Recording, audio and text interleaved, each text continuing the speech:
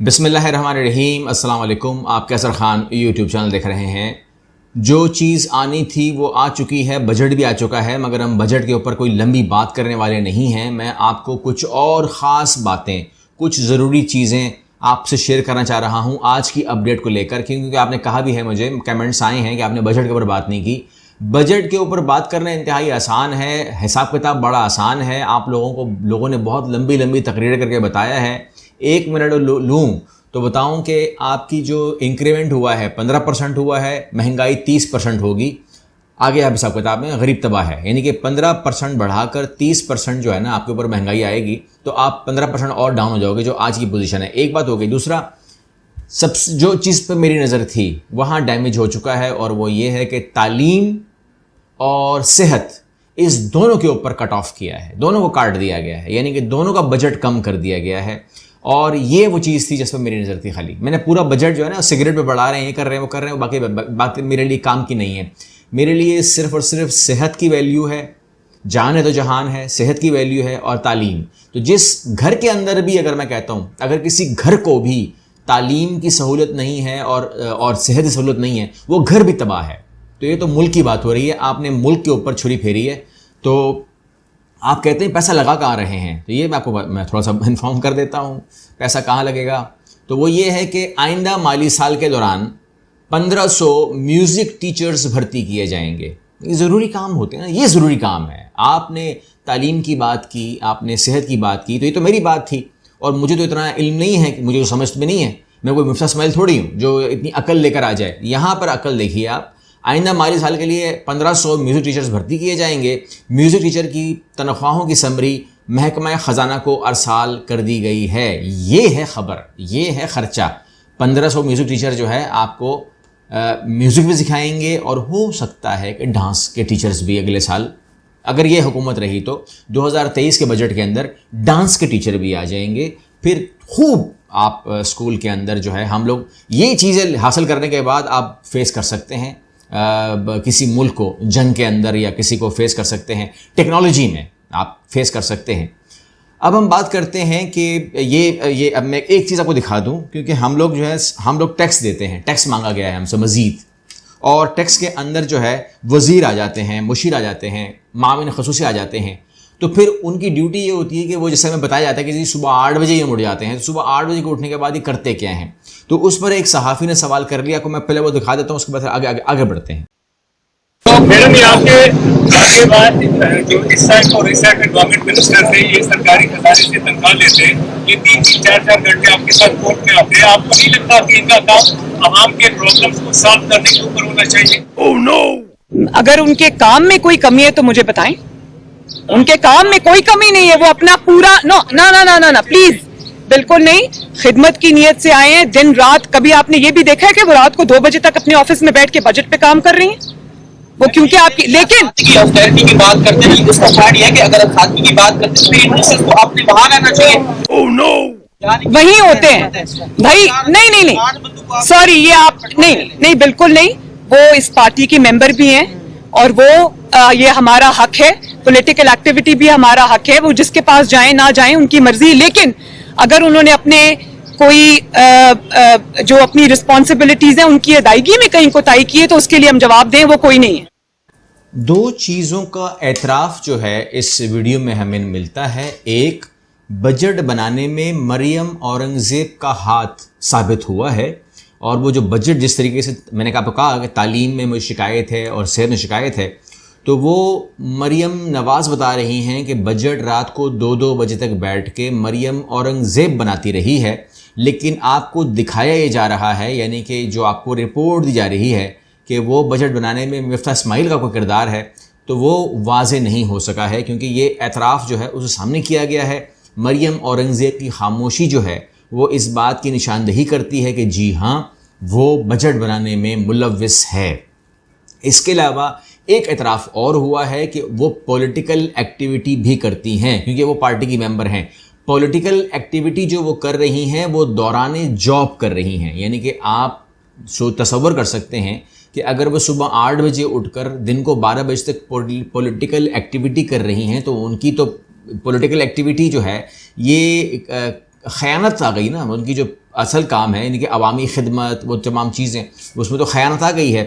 تو وہ خیانت اس طرح ہوتی ہے کہ پولیٹیکل ایکٹیویٹی ہمارے ٹیکس کے پیسوں پر سیلری لے کر ہماری گاڑیوں کے اوپر جو پیٹرول ہم ڈلوا کے دے رہے ہیں اس کے اندر وہ جاتی ہیں، کورٹس کے اندر بیٹھتی ہیں 4 گھنٹے. یہ چیز 2 چیزیں جو ہیں وہ اعتراف ہو چکا ہے، اور میں سمجھتا ہوں کہ اس کے اوپر گورنمنٹ کو گورنمنٹ تو نہیں لے گی، اس کے اوپر جو ہماری عدالتیں ہیں وہ ذرا سا ان سے پوچھ لیں، ان کو بلا لیں کہ آپ پولیٹیکل ایکٹیویٹی دوران جاب کیسے کر سکتی ہیں، کیونکہ اس کے اندر ہمارا پیسہ لگا ہوا ہے، پاکستان کا پیسہ لگا ہوا ہے، اور بینگ اے پاکستانی آپ بھی سوال کریں، میں بھی سوال کر رہا ہوں، میں اکیلے کیوں سوال کروں، آپ بھی سوال کریں، پوچھے کہ بھائی صاحب یہ کیا چل رہا ہے، اور جو بجٹ ہے اس کے بنانے میں آپ کا کیا کردار ہے. ایک اور خبر جو مریم اورنگزیب نے بعد میں دی ہے وہ یہ ہے کہ وزیر اعظم مریم اورنگزیب خود کہہ رہی ہیں، اب اس بات کے بعد انہوں کو کرنا نہیں چاہیے تھا مگر انہوں نے کیا، کہ وزیر اعظم ساری رات سوتے نہیں ہیں، میں اس کی گواہ ہوں. مریم اورنگزیب، وزیر اعظم شہباز شریف پوری رات نہیں سوتے، اس بات کا علم اور اس بات کی جو گواہ ہے وہ، اب مجھے پتہ یہ گواہ ہے یا عینی شاہد ہے، مگر انہوں نے کہا کہ میں ہوں. دیکھیں کرکٹ میں جب ہم کرکٹ کھیلتے تھے تو میں کبھی بھی جو سافٹ جو ہوتی ہے نا، جیسے کہتے ہیں نا فل ٹاس، یا ایسی کوئی بال ہوتی ہے جس کو آپ کہتے ہیں کہ بس بنا کے دے دی ہے، حلوہ بال ہوتی ہے، اس پر شاٹ مارنے میں کون چھوڑتا ہے. لیکن یہاں پر جو ہے آپ جانتے ہیں کہ جو بات کر رہی ہیں اس کے اوپر آپ چھکا کیا، یہ بال ہوتی ہے جو گراؤنڈ سے باہر جاتی ہے بالکل، لیکن میں اسے چھوڑ رہا ہوں اور آپ خود کمنٹ کر سکتے ہیں کہ اس پر کیا کرنا چاہیے. میں آپ کو ایک چیز دکھا رہا ہوں، وہ صرف آپ دکھا سکتا ہوں، میں اس کے اوپر کمنٹ نہیں دے سکتا. یہ تصویر آپ اسکرین پہ دیکھ رہے ہیں، یہ 8 چہرے آپ تصویر دیکھ رہے ہیں. مجھے صرف کہنا یہ ہے کہ اس میں 6 مرد ہیں اور 2 عورتیں ہیں. میں نے آپ کو یہ خبر دے رہی تھی، سمجھ گئے آپ لوگ، اس میں 6 مرد ہیں اور 2 عورتیں ہیں، بس اتنا بتانا تھا آپ کو. باقی جو آپ مرضی سمجھیں، آپ کی مرضی ہے. آگے چلتے ہیں اپنی خبر کی طرف، اور اس میں یہ ہے کہ جو ابھی تک میں آپ کو خبر دے رہا ہوں، لیٹسٹ ترین جو اب تک صورتحال ہے وہ یہ ہے کہ حمزہ شہباز اور شہباز شریف کی جو دیگر ملزمان ہیں ان کی ضمانت پر فیصلہ محفوظ ہو گیا ہے. ابھی مجھ کو نہیں پتا کہ جب آپ یہ ویڈیو دیکھیں گے تو وہ گرفتار ہو چکے ہوں گے یا ان کی ضمانت جو ہے وہ مزید آگے ایکسٹینڈ ہوگی، لیکن جو بھی ہوگا میں آپ کو پرومپٹلی رپلائی دے دوں گا، جواب دے دوں گا. میں آپ کو کمیونٹی کے اندر ڈال دوں گا کہ جو بھی اس کا فیصلہ آئے گا فوراً آپ دیکھ لیجیے گا. چینل کو سبسکرائب کرنا مت بھولیے گا تاکہ آپ وہ چیز دیکھ سکیں، کیا صورتحال ہے، آپ کے پاس نوٹیفیکیشن آ جائے. اوکے، آگے ہم بات کر لیتے ہیں مفتیٰ اسماعیل کی، اور انہوں نے جو انکشاف کیا ہے وہ انتہائی خطرناک ہے، کیونکہ ہماری پوزیشن یہ نہیں تھی، ہم اچھی پوزیشن پہ تھے، اور اگر IMF کا پروگرام چلتا تو ہم اس کو چلاتے، اور اگر نہیں چلتا تو ہمارے پاس آلٹرنیٹس تھے کہ ہم اس کا حل نکالتے. لیکن IMF پروگرام نہ ملا تو ڈیفالٹ کر جائیں گے. مفتیٰ اسماعیل نے خبردار کر دیا ہے، دیٹ از ڈینجرس پوائنٹ. اور یہاں پر جو ہے مفتیٰ اسماعیل نے کہا کہ اب پیٹرول اور ڈیزل پر کوئی سبسڈی نہیں دیں گے، بین الاقوامی قیمتوں کے مطابق مقامی قیمتیں رکھیں گے، اور انہوں نے مزید اس کے اوپر سیلز ٹیکس بھی لگا دیا ہے، لیوی بھی بڑھا دی ہے. وہ تمام چیزیں جو ہیں انہوں نے کہا ہے کہ یہ ہم کر دیں گے، کیونکہ ہمیں اب اس میں سے نہ کہ صرف سبسڈی ختم کرنی ہے، کمانا بھی ہے.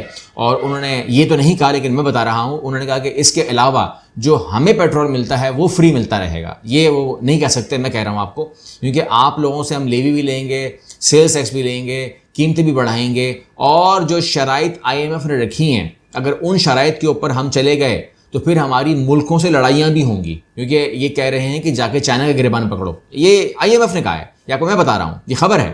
تو IMF نے جو کہا ہے اگر ان کی ہم باتیں پوری کر لیتے ہیں تو ہمیں ایک جسے کہتے ہیں کہ ایک لڑائی بھی لڑنی ہے چائنا سے، اور ان کے جو لگائے ہوئے ہمارے پاس جو پلانٹس تمام چیزیں ہیں، ان چیزوں میں ہم پھنسے ہوئے ہیں. اور یہاں پر لا کے انہوں نے ہمیں چھوڑا تو نہیں کہہ سکتا، چھوڑ نہیں رہے بھی، یہاں پہ لا کے انہوں نے ہمیں گھیرا ہے. اور اب جو عوام کا جو رد عمل ہے وہ دینا مشکل ہو رہا ہے کہ آپ لوگوں کو عوامی رد عمل بتایا جائے یا سنایا جائے. جو ریکارڈنگز جو لوگ بھیجتے ہیں وہ میں یہاں پر شیئر کرنے سے قاصر ہوں، کیونکہ بہرحال یہ فیملی چینل ہے، یہاں پر ہم ان الفاظوں کو جگہ نہیں دے سکتے جو غیر مہذب ہوں. مجھے اکثر لوگ کہتے بھی ہیں کہ آپ جو ہے مخالفین کی بات کرتے ہیں، دشمنوں کی بات کرتے ہیں، یا بہت ہی غلط لوگوں کے بارے میں بھی بات کرتے ہیں، تو آپ تمیز سے بات کرتے ہیں. یہ وہ غلط ہیں تو ہم تو نہیں غلط ہو سکتے نا. میں انہیں گالی دے کے بات نہیں کر سکتا ہوں. یہاں پر مجھے جن لوگوں کو مخاطب کرنا ہے، بتانا ہے، تو ان کو میں اشاروں کناروں میں اور طریقے سے اور تمیز سے تمدن سے سمجھا دیتا ہوں.